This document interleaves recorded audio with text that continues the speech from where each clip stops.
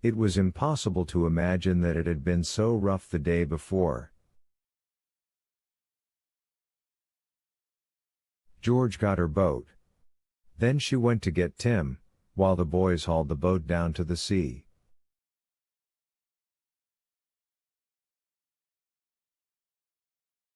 Alf, the fisher boy, was surprised to see George so early.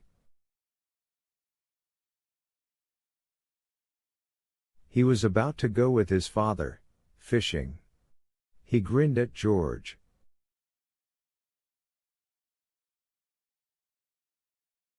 "You going fishing, too?" he said to her.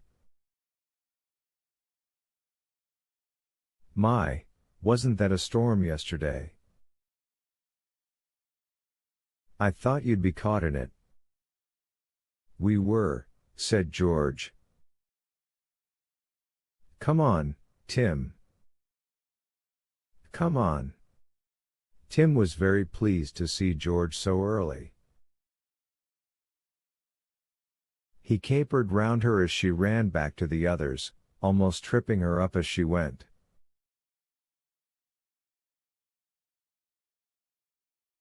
He leapt into the boat as soon as he saw it, and stood at the stern, his red tongue out, his tail wagging violently.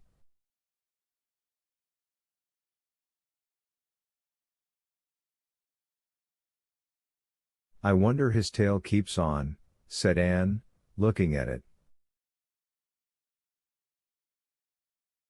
"One day, Timothy, you'll wag it right off." They set off to the island. It was easy to row now, because the sea was so calm. They came to the island, and rowed around it to the other side. And there was the wreck, piled high on some sharp rocks. It had settled down now and did not stir as waves slid under it.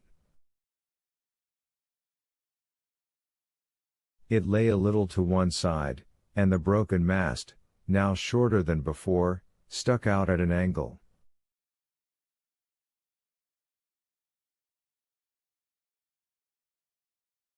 "There she is," said Julian, in excitement. "Poor old wreck. I guess she's a bit more battered now. What a noise she made when she went crashing onto those rocks yesterday." "How do we get to her?" asked Anne, looking at the mass of ugly, sharp rocks all around.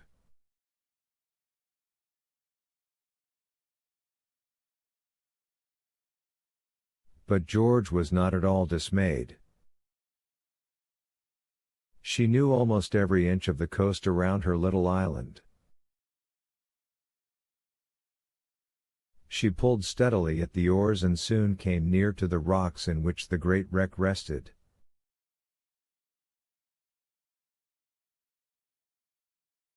The children looked at the wreck from their boat.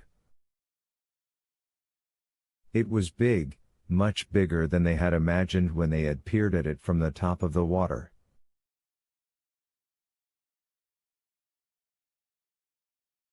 It was encrusted with shellfish of some kind, and strands of brown and green seaweed hung down.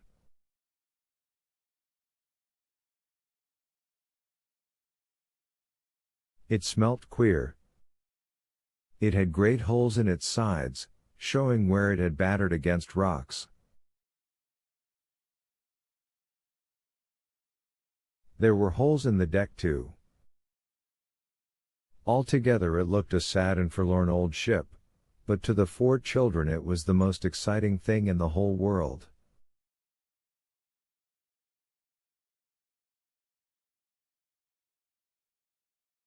They rowed to the rocks on which the wreck lay. The tide washed over them. George took a look round.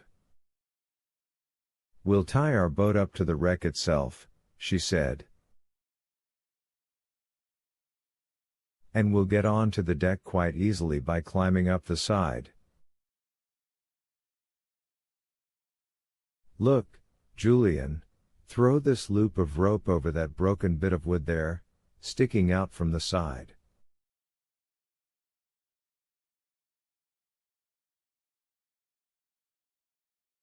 Julian did as he was told. The rope tightened and the boat was held in position. Then George clambered up the side of the wreck like a monkey. She was a marvel at climbing. Julian and Dick followed her, but Anne had to be helped up. Soon all four were standing on the slanting deck. It was slippery with seaweed, and the smell was very strong indeed.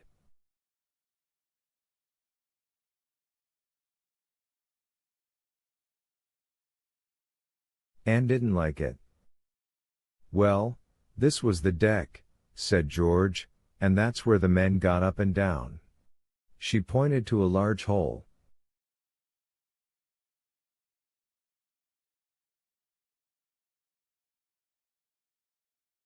They went to it and looked down.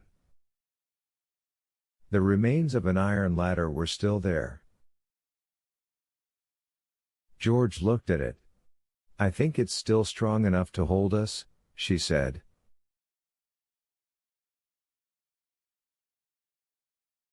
I'll go first. Anyone got a torch? It looks pretty dark down there.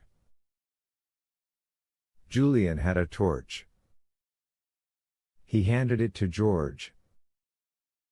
The children became rather quiet. It was mysterious somehow to look down into the dark inside of the big ship.